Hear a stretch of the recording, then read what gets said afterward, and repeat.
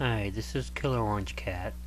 I want to preface this video by saying that if you're listening to this and you read the title, you know this is about a possession and an exorcism. Also, there are a few words in here which are a little more explicit than I tend to use in other videos. So just be warned beforehand that if these things bother you, it might not be the best idea to listen to the video. If they don't, please enjoy. My exorcism. One thing that's consistent in exorcism stories is that once a person has been successfully exorcised, they seem to lose all memory of the exorcism itself and the entire possession. Well, that's the major thing that sets my experience apart from all the others you may have heard. I remember it. I remember every bit of it. Now, I can't tell you that I know what parts were real and what parts just existed in my head, but I could tell you the details of everything if I wanted to. But I don't. Or at least I won't go over the entire thing with you because it would be impossible for you to relate to everything I went through. There's only so much you need to understand. Being possessed by an entity, especially one whose existence is completely different than your own, is the very definition of hell. The entity pervades your entire being. Its thoughts begin to infiltrate your own, and you find yourself thinking things you'd never considered before. You find yourself doing things you would never consider doing. All the thoughts in your head are in direct conflict with your own sensibilities, and you begin to actually feel like you're losing your mind. Well, that's what it was like for me. In the beginning, and when I first began to notice something was wrong, I was seeing all these bright and disturbing images flashing inside my brain. At first I just thought I was exhausted because it wasn't completely visual. It was almost just a knowing that the images were there, which could have been because I was tired. But even when I was rested, the images wouldn't go away, and they were soon accompanied by distorted thoughts. And the more distorted the thoughts became, the more solidified the images in my mind were. They were all contrary to my own beliefs, almost as if someone was thinking my thoughts for me. And honestly, there is nothing worse than when you cannot control what you're thinking. You see, being possessed isn't like you see in the movies. It's not just an entity entering your body and taking over. It's a constant battle between you and the other being, trying to beat the other into submission so the winner can take over. But it's not easy for you or the entity. You struggle and yell at each other and try to push the other out. I felt like there were two bodies smashed together into my own, and I slowly began to slip into a complete state of insanity. When the troubles were starting, of course, I was pulled out of school pretty quickly. Everyone just assumed I was sick, and that's how it began. But when I remained home from school, it became clearer to those around me that this wasn't some sort of communicable illness. It was something worse. My family life quickly became completely unbearable for everyone, including me. I'd sit at the dinner table, seemingly arguing with myself, but in different voices, and not really knowing which one was which. One of us would yell, "You get the fuck out of my brain! I'll never fucking do that!"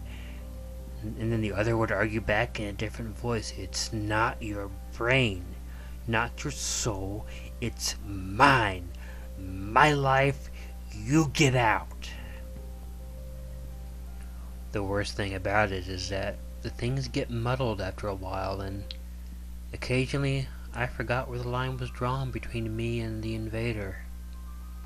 I began to get confused as to if I was talking out loud or arguing in my head.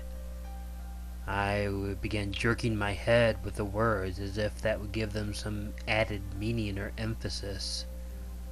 But I didn't know if I did it or if anyone really knew what was going on. Well, whenever these outbursts would happen, my parents would send my sisters out of the room. Oh God, what I put them through. Oh God, what I put them all through. My older and younger sister, both crying on a regular basis as they had to deal with witnessing my struggle. The times I would scream obscenities at them without stopping until foam was pouring out of my mouth and they would start crying to our parents. I would scream at them, accusing them of sexual misdeeds that I won't repeat here at all. Our folks would assure them that I just wasn't in my right mind, but that didn't calm them down. They were watching their only brother go completely insane before their eyes, and nothing could be worse for them than that. While my parents were still convinced it was an illness, the doctors were puzzled as what to do. I was put on antidepressants for a while, and when that didn't work, they put me on antipsychotics.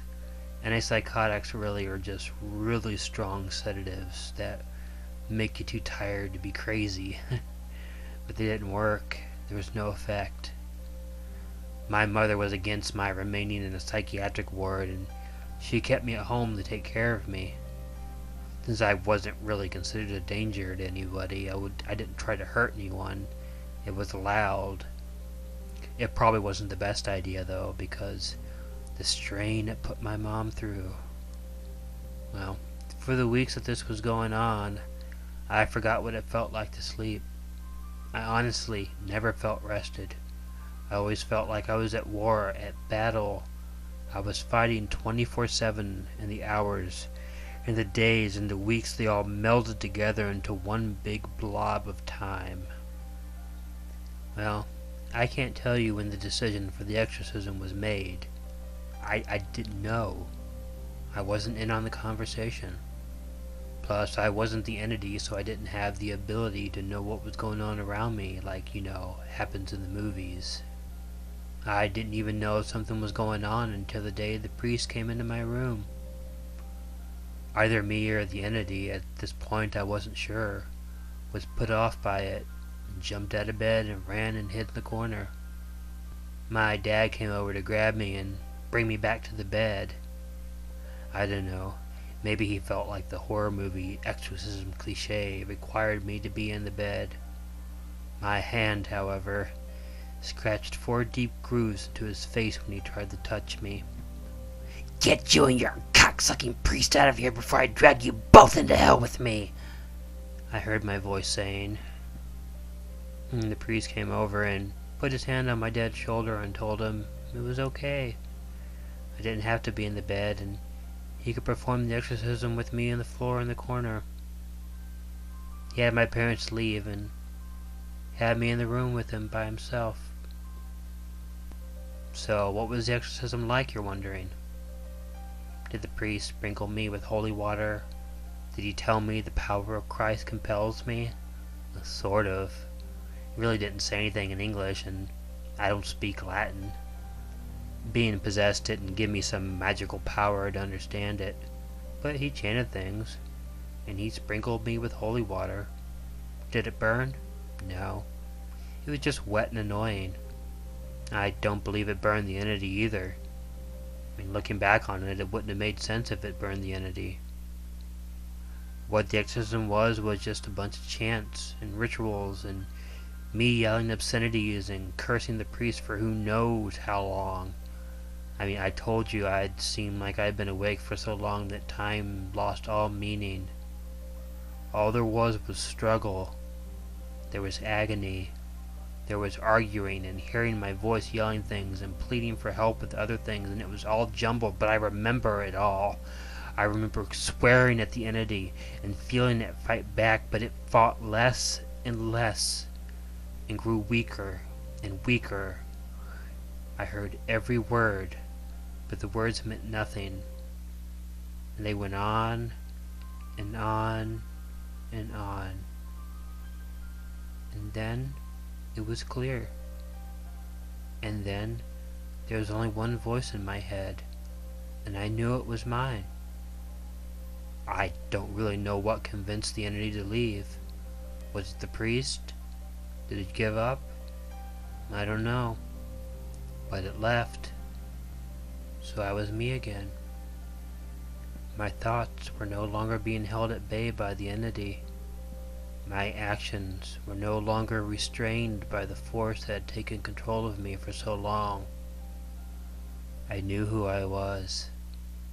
I knew what I wanted. And I knew that I was in complete control. See, the scariest thing in the world is not knowing who you are. When you don't know who you are, you can't know what you want. And when you can't know what you want, you can't know what you need to do. And sometimes your conscience is like a separate entity residing inside your soul that keeps you from doing the most vile and disgusting things that you feel inclined to do. Conscience keeps you from stealing.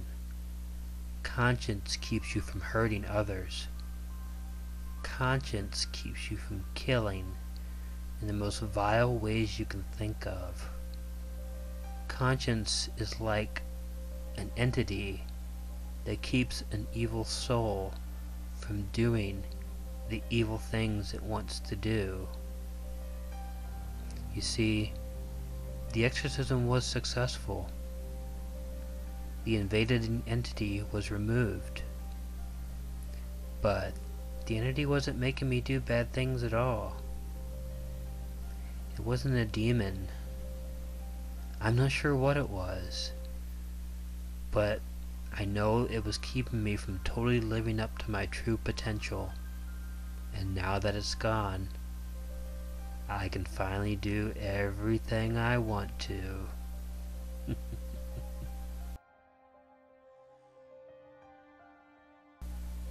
I hope you enjoyed that story. It was a creepypasta that I wrote about a year ago and decided that I would like to narrate it.